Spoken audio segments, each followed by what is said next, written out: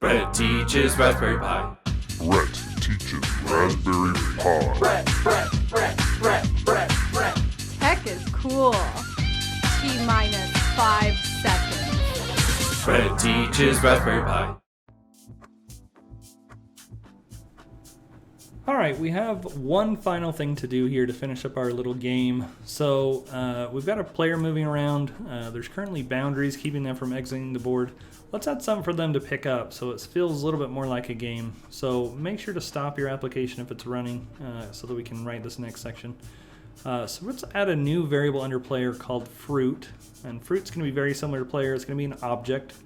So fruit's going to be equal to, and make sure you use the curly brackets here. We're also going to give them an X and a Y just like player. This fruit is going to have a location on the board. We're going to put this one at currently 0, 0, I think, because we're going to randomly choose its location at the beginning. So it won't actually ever be placed at 0, 0. This is just kind of an early setup thing. So place your X and Y both at 0 here. And then we're going to make sure to end it with a closing curly bracket so that we know that that's the fruit's properties that belong to it. So after that, we need to actually make our own function here to actually draw this fruit on the screen. So anytime it needs to be updated and redrawn. So just like we did update screen here, we're going to define a new function called draw fruit. Let's call define set fruit, I guess we'll call it, since we'll follow that naming scheme. Set fruit colon fruit square bracket quotation mark X quotation mark. So we're getting the X value of the fruit, and we're going to use a function here that was written by somebody else. We're going to grab out of a library here in a second, but it's called rand range, and it says basically give me a number between this range, somewhere between 1 and 7. And so something to know is 1 is inclusive, which means it is possible to get 1 out of it. 7 is exclusive, which means we will never get 7. We'll basically get a number between 1 and 6 in this case. So keep that in mind when you do these random ranges. 1 is inclusive here, and the 7 is exclusive. And so in order to use our rand range, we're going to need to import a library up type to use it. So keep that in mind as we're doing this. We're going to import that, but remember, inclusive 1, exclusive 7, so we're going to get a number between 1 and 7. Let's add the Y here really quick before we go up and add the library in here. So we're going to say Y is equal to, and we're also going to randomly generate. Remember, this is placing the fruit somewhere on the screen. We want to make sure it's not in our boundaries, so that's why we're using 1 and 6, because those are valid spaces. Now let's scroll up to the top here, and we're going to add the library that rand range belongs in so that we can actually use that line of code. It's a line of code some other developer wrote. We're just going to take advantage of it. So we're going to say from, and we're going to say random. Random is the library. We're importing the rand range code snippet that somebody else wrote. And so now we can use it down in our code. Let's scroll back down to our set fruit function that we've been defining here. So we have an X and Y coordinate being set, but it might be smart to check to make sure we're not placing the fruit where the player currently is. Otherwise it's kind of pointless. So we're going to put an if statement here that says if our fruit's X is equal to the player's X position and our fruit's Y is equal to player's Y, which means we've chosen the spot exactly where the player currently is, which is bad. We don't want to do that.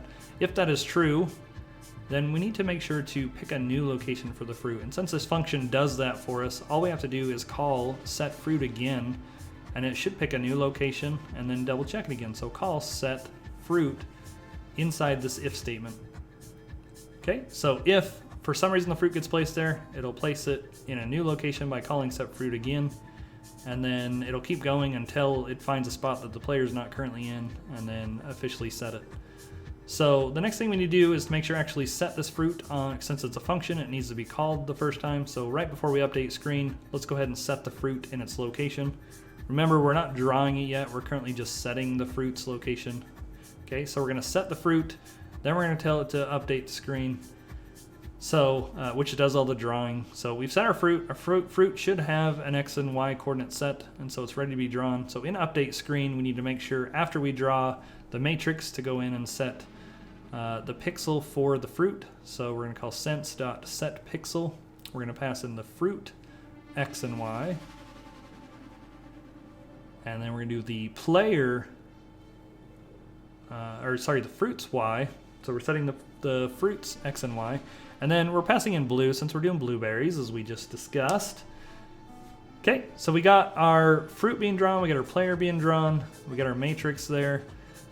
So now we just need to put the logic in there that's going to detect if the player actually touches the fruit. We need to make sure that they actually pick it up and then redraw the fruit in a new location. So to do that, we need to mess with our while loop down here that's continuously going while the game's going. So down here at the bottom, we're going to add some code in here to actually tell if the player has touched the fruit. If so, we need to remove it and add a new one, or move it to a new location anyway. So we're going to go down here and add another if check. So if the fruit's X is equal to the player's X, so this is very similar to code we just typed to determine if the fruit was being placed in an invalid location. Now we're going to use it to essentially determine if the player has touched the fruit. So if fruit's X is equal to player's X and fruit's Y is equal to player's Y. Okay, and so if this is true, this means the player has touched the fruit after their last move. So we've moved them to the new location. Now in that new location, we're seeing if it's the same as the fruit. If it is, we need to basically set a new fruit. So we need to move it to a new location. And then we need to make sure to update the screen so that the fruit gets redrawn on the screen at its new location. And then that's it. We should have it running things. So make sure you save it, and then we're gonna run it and see what it looks like. See if we can pick up the fruit. Okay, we got our fruit in there, our blue raspberries. Blue raspberries. What do you say we go and try and pick them up? Yeah? Okay, I'm gonna go ahead and run this. It's like apple picking. Yeah, go around and pick them up. Delicious. Beautiful. Okay, and every time you pick one up, you'll notice it'll move to a new location just like we programmed it to. It'll never go to where the player's at. Okay, we have a pretty good start to a game here. What do you think? I love it. Okay, so I'd like to throw a challenge out to all of you. Take what you know now and see what kind of game you can create from this going forward. Hopefully we can get some really cool ones. What do you think? Yeah, make a new Dark Souls, Skyrim. Amazing on this. Okay, good luck and let us know what you do. Enjoy.